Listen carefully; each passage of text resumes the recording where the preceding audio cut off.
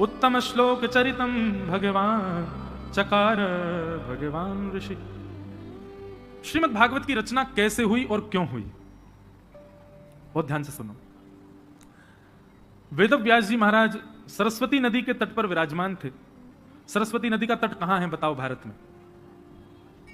सरस्वती नदी केवल, वैसे तो कई कई जगह बताए जाते, पर मुख्य रूप से एक ही तट है उनका, बद्रीनाथ। बद्रीनाथ से थोड़ा और आगे जाओ तो माना गांव, वहीं सरस्वती जी का उद्गम है। और थोड़ी दूर 1-1.5 किलोमीटर चलने के बाद सरस्वती जी लुप्त हो जाती है, फिर गंगा जी का दर्शन होता है, अलकनंदा जी। तो श्री सरस्वती जी के तट पर वेदव्यास जी विराजमान थे और बड़ी चिंता में बैठे थे। किस लिए? मेरी और आपकी चिंता में बैठे थे। भैया कलयुग के लोग बड़े विचलित होने वाले हैं। कलयुग के लोगों की मनस्थिति, बुद्धि, कलयुग के लोगों के विचार बड़े दूषित होने वाले हैं। इन लोगों के कल्याण के लिए मैं क्या लिखूं, मैं क्या करूं? कलयुग के लोगों का उद्धार हो उसके लिए मुझे क्या करना चाहिए, ये चिंता कर रहे थे। तभी उन्होंने हमारे आपके कल्याण के लिए वेद पुराण आदि का रचना करनी प्रारंभ की। लिखते गए, रचना करते गए, करते गए, करते गए। एक रचना करते, उसके बाद सोचते अभी इसमें तो ये तो मैंने वर्णन ही नहीं किया, तो दूसरे ग्रंथ की रचना करते। फिर उसके बाद मन में विचार करते अभी तो ये भाव अपूर्ण रह गया, फिर रचना करते। ऐसा करते करते अनेक ग्रंथों की रचना उन्होंने कर दी। 18 उपपुराण, 17 महापुराण, महाभारत, ऋग्वेद, यजुर्वेद, सामवेद, अथर्ववेद आदि आदि, इन सब की रचना हुई। चारों तरफ केवल पंक्तियां ही पंक्तियां रखी। वेदव्यास जी महाराज मन में विचार करने लगे, मैंने इतना सब कुछ लिख दिया, पर अभी भी मेरे मन में ऐसा लग रहा है कि कुछ तो अपूर्ण है इनमें, कुछ तो ऐसा है कि जो अभी पूर्ण नहीं हुआ है। और अपूर्णता के कारण मन में विचार करने लगे अब क्या करूं।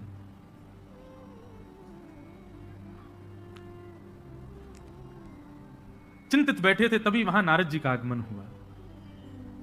और नारद जी ने आकर के व्यास जी से पूछा आप चिंतित क्यों हो? नारद जी से बोले देखो मैंने कितने ग्रंथ लिखे, पर मेरे मन को शांति नहीं मिल रही है। नारद जी महाराज बोले भगवान मैं बताऊं आपके हृदय को शांति क्यों नहीं है? बोले जी बताइए ना। तब नारद जी कहते हैं, बहुत ध्यान से सुनो, भागवत जी क्यों लिखी गई, कैसे लिखी गई।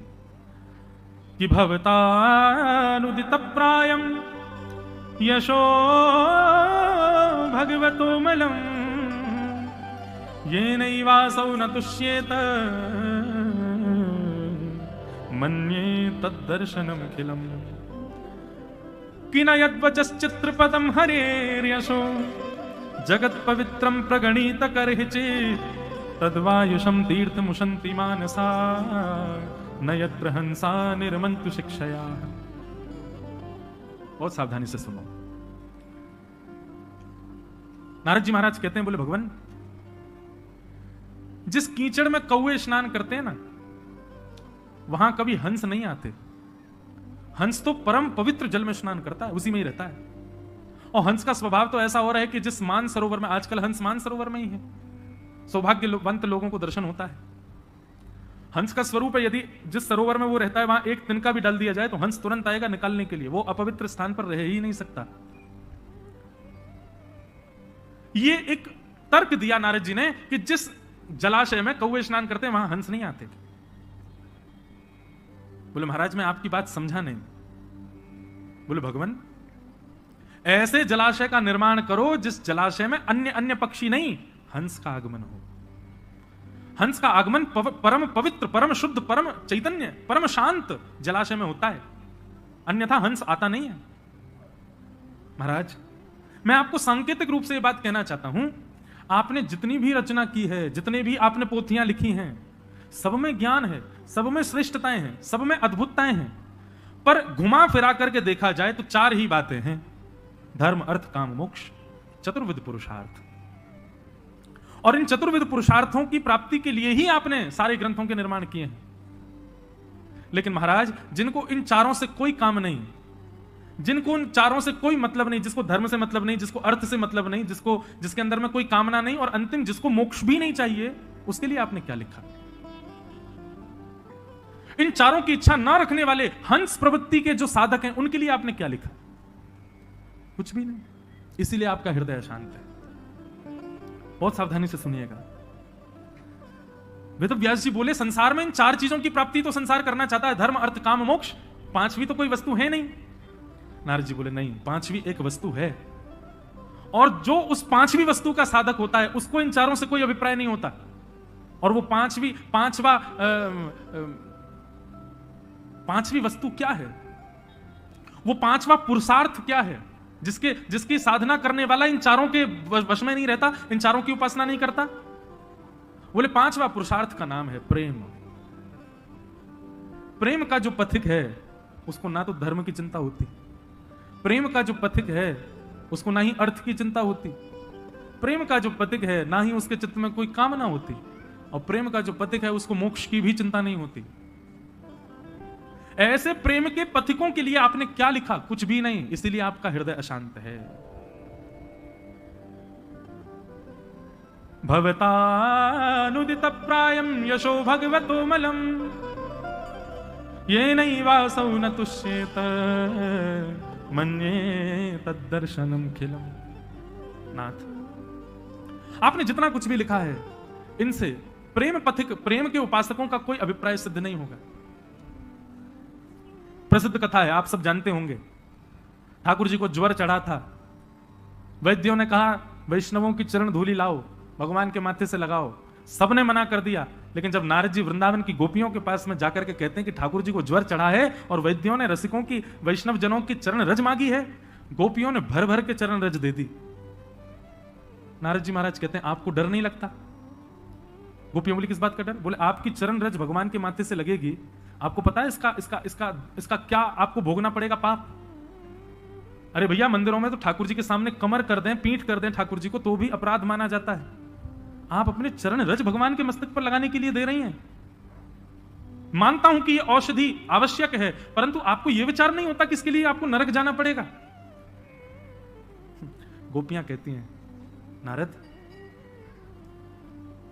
यदि हमारी चरण रज देने से श्री कृष्ण की पीड़ा दूर होती है तो ऐसी चरण रजों का भंडार खोल देंगी द्वारिका में, और भले ही उसके लिए हमको नरक जाना पड़े, 2000 वर्ष तक नरक रहना पड़े, हम नरक स्वीकार कर लेंगे, लेकिन कृष्ण पीड़ा में है यह स्वीकार नहीं कर सकते। हम अपना कष्ट स्वीकार कर लेंगी, यम के कोड़े स्वीकार कर लेंगी, लेकिन कृष्ण पीड़ा में है, यह तो नरक से भी ज्यादा बड़ी वेदना है हमारे लिए, हम उसको स्वीकार नहीं कर सकते। बताओ, क्या आपको यहां धर्म दिखाई दिया? धर्म तो कहता है भगवान के आगे चरण नहीं करने चाहिए। क्या आपको यहां अर्थ का दर्शन हो रहा है? अर्थ का दर्शन होता तो वो काम किया जाता जिससे ठाकुर जी प्रसन्न हो, ठाकुर जी रीच करके कुछ दें, पर यहां पर अर्थ भी नहीं है, ठाकुर जी की प्रसन्नता है, बस कोई कामना भी नहीं है। अपनी चरण रज देकर के मानो गोपियों ने कुछ मांग लिया हो ना, और मोक्ष की तो कामना है ही नहीं, कोड़ों के लिए तैयार बैठ गई हैं गोपियां, यमराज हमको कोड़े बरसाते वो स्वीकार है, लेकिन कृष्ण पीड़ा में ये स्वीकार नहीं। उसी समय नारद जी ने कलम उठाई और नारद भक्ति सूत्र का निर्माण किया, और उसमें जब प्रेम की व्याख्या करते हैं नारद जी तो कहते हैं, हे प्रेम पथिकों, सावधान हो जाओ, यदि प्रेम के उपासक बनना चाहते हो तो तुमको किसका पालन करना है? बोले यथा ब्रज गोपिका नाम, ब्रज की गोपियां, ये ब्रजवासी, यही आपको प्रेम सिखा सकते हैं, और कोई प्रेम नहीं सिखा पाएगा। तो प्रेम के जो उपासक होते हैं, अरे भाई, सामान्य संसार में किसी कन्या से प्रेम करने वाला, सामान्य संसार में किसी सामान्य कन्या के प्रति प्रेम रखने वाला, वो क्या क्या नहीं कर बैठता है। धूप ताप का भी विचार नहीं करता,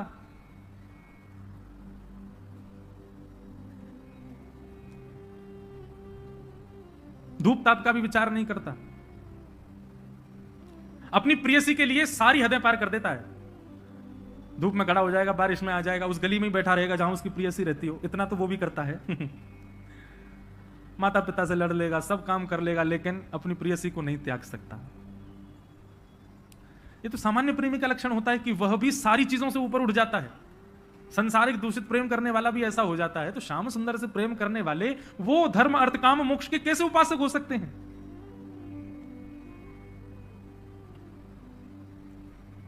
नारद जी कह रहे हैं, व्यास जी, आपके चित्त को तब तक शांति नहीं मिलेगी जब तक आप ऐसे किसी ग्रंथ का निर्माण ना कर दें जिसमें प्रेम प्रधान हो, जहां पर सेवा, जहां पर पुण्य प्रधान नहीं है, पाप प्रधान नहीं है, धर्म अर्थ काम मोक्ष प्रधान नहीं है, जहां पर केवल प्रेम प्रधान है। जब तक ऐसी कोई रचना आप नहीं करेंगे, आपका चित्त शांत नहीं होगा। भागवत के श्रोताएं सब लोग सावधानी से सुनो, यहां पुण्य नहीं सिखाया जाता कि पुण्य कैसे करना है। यहां पर यह नहीं बताया जाता कि पाप से कैसे बचना है, यहां पर तो केवल एक चीज बताई जाती है कि प्रेम नगर कैसे जाना है, प्रेम पथ कैसे जाना है। भागवत केवल वही सिखाता है। नारद जी महाराज बोले, भगवान अब आप प्रेम की परिभाषा, तो वेद व्यास जी बोले उसके लिए मुझे क्या करना पड़ेगा?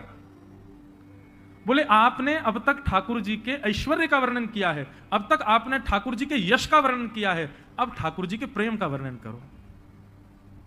बोले ठाकुर जी का प्रेम कैसा? बोले ठाकुर जी का यश तो आपने बता दिया, कैसा है? बोले महाभारत युद्ध में खड़े होकर के महाराज गीता का ज्ञान दिया, महाभारत में आपने यश बता दिया। अन्य अन्य पुराणों में आपने ठाकुर जी की खूब कीर्ति बताई, खूब यश बताया, खूब महिमा बताई। अब उनके प्रेम स्वरूप को बताओ। यश सुनकर के, कीर्ति सुनकर के व्यक्ति की श्रद्धा होगी भगवान में, लेकिन अब ऐसा कुछ लिखो जिसको सुनने के बाद व्यक्ति भगवान से प्रेम करे, ठाकुर जी से प्रेम करे। जिस प्रेम का अधिकार वो अपने प्रियजनों को देता है, वो प्रेम का अधिकार वो ठाकुर जी को प्रदान करे, ऐसा कुछ लिखो। और वो कब होगा? जब आप ठाकुर जी के यश को प्रधान ना देकर के ठाकुर जी के गुण को प्रधानता दो।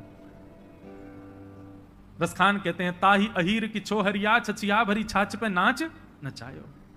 ये ठाकुर जी का यश नहीं है, ये ठाकुर जी का गुण है। कैसा गुण? बोले तीनों लोगों को अपनी भ्रगुटी पर नचाने वाला श्री कृष्ण। वृंदावन में उनकी क्या स्थिति है? जब यशोदा मैया गंगा यमुना जल भरवे जावे, सो लाला को अपनी, अच्छा हमारे ब्रज में लाज मर्याद बड़ी पालन करती हैं माताएं, इतना इतना घूंघट करके रहेंगी। यशोदा मैया की आयु भली 80 वर्ष की है, परंतु अभी भी यमुना जल भरने जाती हैं घूंघट करके जाती हैं। क्यों? अरे भाई इतने सारे लोग हैं बाहर, कौन कौन पुरुष बैठे होंगे, सबके सामने थोड़ी भाव से जाती हैं। अब मैया जाती है यमुना जल भरवे, लाला रोवे, मुंह ले चल मैया, मैं चलूंगा, मैं ना रह रो, धरती पर लेट जाए। तो यशोदा मैया के अच्छा कर, एक काम कर लाला, मैं तो मटकी पकड़ूंगी तो तेरा ध्यान कैसे धरूंगी, तो एक काम कर तू मेरी साड़ी को एक छोड़ पकड़ ले, तो या को पीछे पकड़ के चले कर। आगे आगे यशोदा मैया अपनी मटकी संभालती हुई जा रही है, और पीछे नंद नंदन नन्हे से 3.5 वर्ष के हैं, पीछे मैया की पल्लू पकड़ करके पीछे पीछे चल रहे हैं। और जैसे ही श्याम सुंदर निकलते हैं, गोपियों में अफरा तफरी मच जाती है, और सब गोपियां तैयार हो जाती हैं, कोई खिड़की पर, कोई अटारी पर, कोई छत पर, कोई बहाने से बस उस मार्ग पर जा रही है जहां से यशोदा जी आ रही है। क्यों? लाला को देख लेंगे। एक बहुत सुंदर पद है, चलो सखी निरखिए नंद कुमार। सब सखियां आपस में योजना बनाती हैं, बोले आज कन्हैया को कैसे देखना है, बहाने ढूंढती हैं। ठाकुर जी जब निकलते हैं उन गोपियों के भवन के आगे से, तो सब गोपियां कोई ना कोई गुप्त प्रलोभन ठाकुर जी को देती हैं कि ठाकुर जी उनकी तरफ देख लें। नन्हे से ठाकुर जी एक हाथ से तो मैया की चुन्नी पकड़ रखी है, दूसरे हाथ से अपने अंगूठा को चूसते हुए जा रहे हैं, और यहां गोपियां ठाकुर जी को लोभ प्रलोभन दे रही हैं। कोई गोपी किसी भाव का प्रलोभन, कोई गोपी मोर पिच्छ का प्रलोभन, कोई काली कमली का प्रलोभन, कोई नृत्य का प्रलोभन, कोई किसी वस्तु सामग्री का प्रलोभन दे रही है। परंतु एक गोपी क्या करती है? धौरी गैया का दूध काट करके बढ़िया उसको जमा करके वाको सुंदर मक्खन निकारो है, वह मक्खन को अपने हाथ में लेके स्वयं बाहर नहीं आती है, खिड़की से केवल हाथ बाहर कर ले अपनो। अब यशोदा मैया तो निकली, लेकिन ठाकुर जी की दृष्टि पड़ गई वही मक्खन पे। अब लाल जी वह मक्खन को देखें, रुक जाएं, लेकिन मैया को पल्लू खींचे तो चलन लगे। गोपी मक्खन दिखा के इशारों कर रही है, इतको आजा। ठाकुर जी मैया की साड़ी छोड़ दें और वह गोपी के भवन में प्रवेश कर जाएं। जैसे ही प्रवेश करते हैं महाराज, सारी गोपियां भागती हैं अपने अपने घरों, सब उसी के घर में प्रवेश कर जाती हैं, भीतर से चटकनी लगा करके, और ठाकुर जी बैठा लिए बीच में, चारों तरफ बैठ गई सबरी गोपी, और सब निरख रही हैं श्याम सुंदर को। तब ठाकुर जी कहते, तुम मुंह को ऐसे काय को टुकुर टुकुर देख रही हो, मैं तो मक्खन खावे आया हूं, मक्खन खवाओ, मेरी मैया चली गई, मैं शिकायत कर दूंगा। तब गोपियां कहती हैं, अच्छा लाला मक्खन खाएगो? बोले हाँ। ऐसे ना मिलेगा, कछु मोल देना पड़ेगा तो को। ठाकुर जी बोले, अभी कमाई मैं करूं ना हूं, जब कमाई आ जाएगी तब दूंगो। बोले ना लाला तू दूसरा मोल दे दे। बोले कहां मोल दूं बता? बोले काम करने के नाच के दिखाई दे हमें, नहीं नृत्य करके दिखा। नन्हे से ठाकुर जी के नेत्रों में आंसू आ रहे हैं, यशोदा मैया को याद कर रहे हैं, लेकिन गोपियों ने पकड़ रखा। बोले पहले नाच हमारे आगे। देवता आकाश से दंडवत करते हैं गोपियों को, बोले ये त्रिलोकी नाथ है जिसकी भ्रगुटी पर तीनों लोग नृत्य करता है, वो इन गोपियों के सामान्य से मक्खन पर ठुमुक ठुमुक करके नाच रहे हैं। तब रसखान लिखते हैं, ताही अहीर की छोहरिया छचिया भरी छाछ पे नाच नचायो। उस परब्रह्म को जिसके आगे महादेव भी हाथ जोड़ के खड़े रहते हैं, जिसके आगे साक्षात ब्रह्मा भी हाथ जोड़ करके खड़े रहते हैं, जिसके आगे तीनों लोग थरथर कांपते हैं। वो ब्रजवासी इन अहीरों की छोरियों के आगे ऐसे नृत्य करते हैं जैसे अगर नाचे नहीं तो तीनों लोग चुरा ले जाएंगी गोपी इनसे। बताओ, इस लीला में ठाकुर जी का यश प्रकट होता है कि ठाकुर जी का प्रेम प्रकट होता है? ठाकुर जी का प्रेम प्रकट होता है। धर्म तो कहता है भगवान को सिंहासन पर बिठाओ, धर्म तो कहता है ऐसा कुछ मत करो जिससे भगवान को तकलीफ हो, लेकिन प्रेम कहता है वो सब जायज है। यहां सब कर सकते हैं। ठाकुर जी को उखल से भी बांध सकते हैं, ठाकुर जी को नचा भी सकते हैं। ठाकुर, अरे कहां तक कहें महाराज, ब्रजवासी की ऐसे ऐसे मधुमंगल श्रीदामा, ठाकुर जी कोई घोड़ा बना के उन पर चढ़ जाए, और ठाकुर जी की जो दो बहनी मैया दो चुटिया बनाते, वही चुटिया कोई पकड़ ले, बोले चल लाला इसको जहां को चोटी खींचे वहीं को चलियो, और ठाकुर जी चलते हैं। देवता आकाश में खड़े खड़े चिंता करते, बोले कि अरे भैया तुम भगवान के केश खींच रहे हो, तुमको पता है उनका एक रोआ भी टूट गया तो एक ब्रह्मांड नष्ट हो जाएगा वहां का। लेकिन ब्रजवासियों का ये प्रेम है बंधुओं, ये ऐश्वर्य नहीं है ठाकुर जी का। नारद जी ने कहा आपके चित्त को तब तक शांति नहीं मिलेगी जब तक आप ठाकुर जी के प्रेम का बखान नहीं करोगे, प्रेम को प्रकट नहीं करोगे। और उस प्रेम को प्रकट करने के लिए भगवान के प्रेम स्वरूप का स्मरण करो। समाधिनानुस्मर तद विचेष्टितम, आप समाधि लगाओ, और समाधि लगा करके भगवान के उत्तम श्लोक, उनके उत्तम लीलाओं का चिंतन करो, और चिंतन करके उन लीलाओं का सुंदर भाव वर्णन करो। तब श्री वेदव्यास जी महाराज ने नेत्र बंद करके चिंतन किया, और वर्षों तक चिंतन करते करते करते करते जो भाव चित्त में प्रकट हो रहे थे, जो भाव मन में प्रकट हो रहे थे, उन्हीं भावों को जब प्रकट करके अवतरित किया गया, उतारा गया, तभी पुराण संहिता, पुराण सम्राट श्रीमद् भागवत की रचना हो गई। बोलो भागवत महापुराण की जय। अब समझ आई भागवत जी की रचना कैसे हुई। भागवत जी का मूल आधार क्या है? तप नहीं, जप नहीं, योग नहीं, साधना नहीं, नियम नहीं, धर्म नहीं, अर्थ नहीं, काम नहीं, मोक्ष नहीं। भागवत जी तो केवल एक आधार को लेके, प्रेम।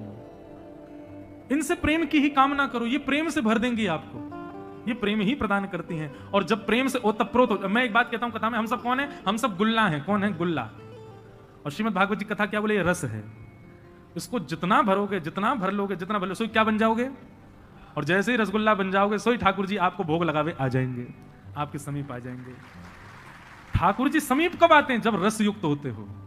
भाई गुल्ला जब युक्त हो, जब गुल्ला तब गुल्ला, जब गुल्ला तब गुल्ला, और कौन सा? यज्ञ गुल्ला। ठाकुर जी को रस नहीं आएगा। अरे भाई गुल्ला खा के कौन? एक व्यक्ति हैं, उनको डायबिटीज, वो क्या करते हैं? रसगुल्ला को पहले 5 बार पानी में धोते हैं, रसगुल्ला को 5 बार पानी में धोते हैं, पानी में धोने के बाद फिर निचोड़ देते हैं, निचोड़ने के बाद में फिर उसको पाते। काय बात को पाई क्यों रहे भाई? क्यों अत्याचार? बेचारे रसगुल्ला पर क्यों अन्याय कर रहे हो? रसगुल्ला तो रस युक्त हो तब पाया जाता है।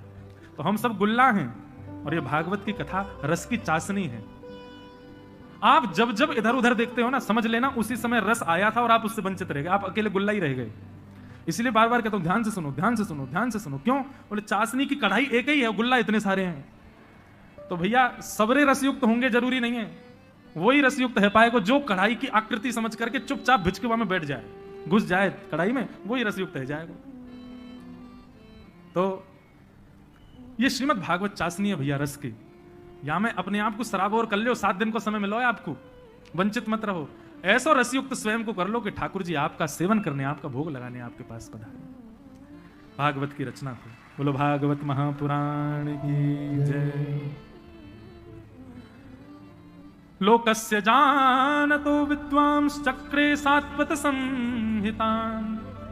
श्रीमद् भागवत को संहिता कहा जाता है। संहिता का मतलब सम्यक हितम यासा संहिता, जो सबका हित करे। आपको पता है किस किस का हित होता है कथा में? सुनाने वाले का हित, सुनने वाले का हित। केवल इतना ही नहीं, यहां पर कई सारे छोटे छोटे कीड़े मकोड़े भी विचरण कर रहे होंगे, उनका भी हित।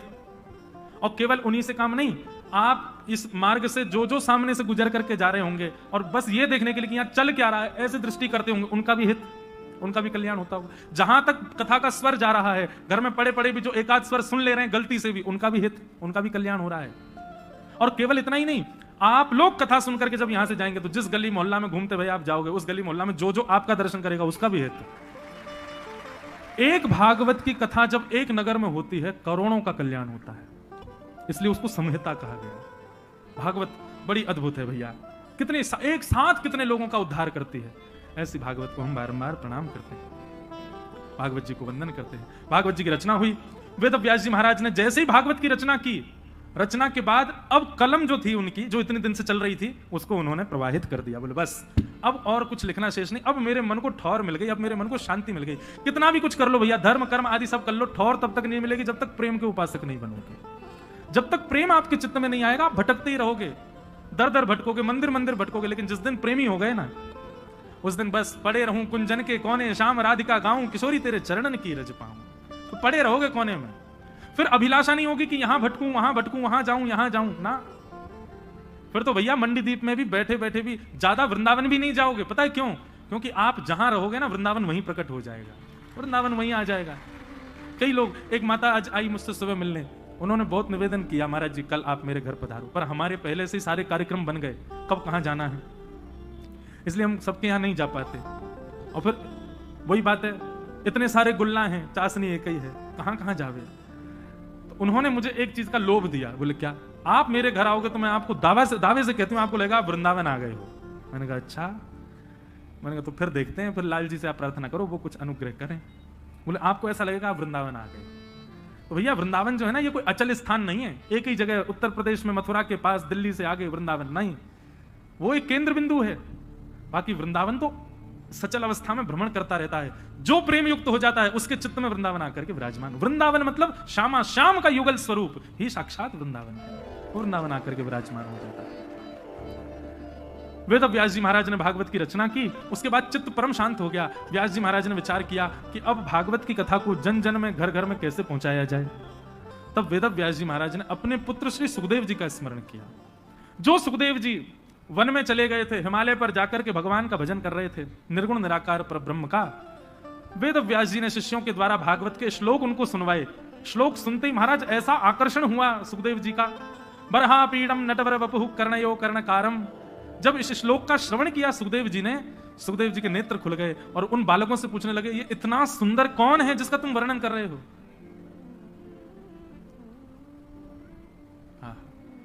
बालकों ने कहा हम तो नहीं जानते ये कौन है, हमको तो बस श्लोक आता है, अगर आप जानना चाहते हैं कि ये कौन है तो आप हमारे गुरुदेव के पास चलो। तब निर्गुण निराकार ब्रह्म की उपासना छोड़ श्री सुखदेव जी महाराज अपने पिताजी वेदव्यास जी के पास आए और आकर के कहा, पिताजी मुझे इनके बारे में बताओ, ये कौन है, ये टेढ़ा मुकुट पहनते हैं, सांवला सा इनका रूप है, गले में वैजंती माला पहनते हैं, वेणुनाद करते हैं, ये कौन है, मुझे इनके बारे में बताओ, इनके रूप गुण के बारे में मुझे जानना है। तब श्री वेदव्यास जी महाराज ने भागवत अपने पुत्र सुखदेव जी को प्रदान की और उसी भागवत में ओतप्रोत होकर के श्री सुखदेव जी महाराज निकल पड़े, गंगा जी के तट पर गए। तब वहां उनको एक प्यासा मिल गया। गंगा जी के तट पर प्यासा, कौन प्यासा? बोले परीक्षित, जिसको 7 दिन में मरने का श्राप लगा था। जैसे ही परीक्षित को देखा, सुखदेव जी महाराज ने जाकर के वही भागवत की कथा परीक्षित को सुनाई और उसी सप्ताह कथा का क्रम आज तक हम श्रवण करते आ रहे हैं। अब यहां पर प्रश्न हुआ, महाराज जी परीक्षित कौन है? इन परीक्षित जी के बारे में हमको बताओ, इनको 7 दिन में मरने का श्राप क्यों लगा, ऐसा क्या हुआ जिसके कारण इनको भागवत की कथा 7 दिन में सुननी पड़ी? बंधु एक बात बताएं, भागवत जी की कथा का नियम ऐसा नहीं है कि वो 7 दिन में ही होनी चाहिए, वो तो परीक्षित के पास समय ही 7 दिन का था, इसीलिए 7 दिन में सुनाई गई। बाकी अभी हम 1 महीना की कथा करके आए हैं, पता कहां तक पहुंची कथा? बहुत भागते दौड़ते भी करी तो भी प्रहलाद चरित्र हुआ, और उसमें भी अंतिम दिन तो हमने राजधानी दौड़ाई तो कृष्ण जन्म करे आए। भागवत जी यदि भैया विस्तार से कहने लग जाएं, एक एक विषय सुंदर भाव से उसका प्रस्तुत किया जाए तो पूरा जीवन भी कम पड़ जाएगा, 100 जन्म भी कम पड़ जाएंगे, तब भी भागवत जी विश्राम नहीं हो पाएंगे। इसलिए बड़ी काट के, बड़ी छाट के, बड़ी विषयों को छोड़ छोड़ करके कथा सुनाई जाती 7 दिन में। काट छाट नहीं है, ये रस है, और रस जितना मिले परिपूर्ण होता है। हमको एक महाराज जी बोले कि अरे लाला, पूरे 100 वर्ष की आयु में यदि भागवत जी के एक श्लोक की भी व्याख्या करते रहोगे ना तो भी समझना कि परिपूर्ण है, भागवत का प्रत्येक श्लोक परिपूर्ण है। भागवत जी श्लोकार्धम श्लोक पादम वा, भागवत जी में वर्णन आता, आधा श्लोक भी पूरी भागवत जी के फल के समान है, पूरी भागवत जी भी पूरे फल के समान है। आधा श्लोक भी यदि सुन लो तो पूरी भागवत जी सुनने का फल मिल जाता है। ऐसी है भागवत जी, ऐसी भागवत जी को हम प्रणाम करते हैं। अब यहाँ परीक्षित को सुखदेव जी कथा सुना रहे हैं। परीक्षित के संपूर्ण जन्म की और उनको श्राप लगने की कथा में यहाँ महाभारत की कथा प्रारंभ होती है। विषय वो हम कल सुनेंगे। कल महाभारत से कथा का प्रारंभ होगा। बंधुओं, कल कृष्ण जन्मोत्सव है, कथा में चौथा दिन है। कल कथा थोड़ी विलंब तक चलेगी, इसलिए आप लोग पहले से ही तैयारी करके आना। विलंब तक ज्यादा नहीं खींचेंगे हम, हमको करने पे आ जाए छटपट कर देंगे, लेकिन मन कर गया ज्यादा अच्छे से, कुछ भाव ज्यादा आने लग गए तो फिर कह नहीं सकता कितना विलंब हो। इसलिए कल आप सब लोग पीले पीले वस्त्र पहन करके आना, पीले पीले चंदन लगा करके आना, खूब बढ़िया सुंदर श्रृंगार करके आना। क्यों? कल नंद घर आनंद भयो जय कन्हैया। कल आप लोग मंडीदीप के इस प्रांगण में नहीं आ रहे हैं, कल ऐसा मानिए आप सब गोकुल जा रहे हैं। कल तो ये प्रांगण पूरा गोकुल होगा। और भैया उसी भाव से आना, सब रे अपने आप को ब्रजवासी मान के ही आई हो। हम सब ब्रजवासी, हम ब्रज की गोपी हैं, ब्रज के गोप ग्वाल हैं। कल बड़े आनंद के साथ ठाकुर जी का मंगल जन्मोत्सव होगा। कथा में खूब आनंद के साथ हम लोग श्रवण करेंगे। आइए कथा को विश्राम देते हैं। श्यामा हृदय कमल सो प्रगट्यो, श्यामा हृदय कमल सो प्रगट्यो, और श्याम हृदय वृंदावन प्यारो वृंदावन प्यारो वृंदावन, हे श्री वृंदावन प्यारो वृंदावन, श्री वृंदावन प्यारो वृंदावन। सब सुख सागर रूप उजागर कह वृंदावन धाम, सब सुख सागर रूप उजागर रहे वृंदावन धाम, सब सुख सागर रूप उजागर रहे वृंदावन धाम, सब सुख सागर रूप उजागर रहे वृंदावन धाम। रूप गोस्वामी प्रकट कियो जहाँ, रूप गोस्वामी प्रकट कियो जहाँ, श्री रूप गोस्वामी प्रकट कियो जहाँ, रूप गोस्वामी प्रकट कियो राधा जहाँ। गोविंद रूप निधान, वृंदावन प्यारो वृंदावन, वृंदावन प्यारो वृंदावन, हे श्री वृंदावन मेरो वृंदावन, श्री वृंदावन मेरो वृंदावन। रूप गोस्वामी प्रकट कियो जहाँ, रूप गोस्वामी प्रकट कियो राधा गोविंद रूप निधान, वृंदावन प्यारो वृंदावन, वृंदावन प्यारो वृंदावन, हे श्री वृंदावन मेरो वृंदावन, श्री वृंदावन मेरो वृंदावन। विहरत निस दिन कुंज गलिन में ब्रज जन मन सुख धाम, विहरत निश दिन कुंज गलिन में ब्रज जन मन सुख धाम। श्री मदन मोहन को रूप निरख के, मदन मोहन को रूप निरख के, प्यारे मदन मोहन को रूप निरख के, प्यारे मदन मोहन को रूप निरख के, सनातन बलि बलि जाए वृंदावन प्यारो वृंदावन, वृंदावन प्यारो वृंदावन, हे श्री वृंदावन मेरो वृंदावन, वृंदावन मेरो वृंदावन। मदन मोहन को रूप निरख के, मदन मोहन को रूप निरख के, सनातन बलि बलि जाए वृंदावन मेरो वृंदावन, वृंदावन मेरो वृंदावन, हे श्री वृंदावन प्यारो वृंदावन, वृंदावन प्यारो वृंदावन। बिह गो गोपी ग्वाल सब ही और धारे प्यारो गोपीनाथ, गोपी ग्वाल सब ही और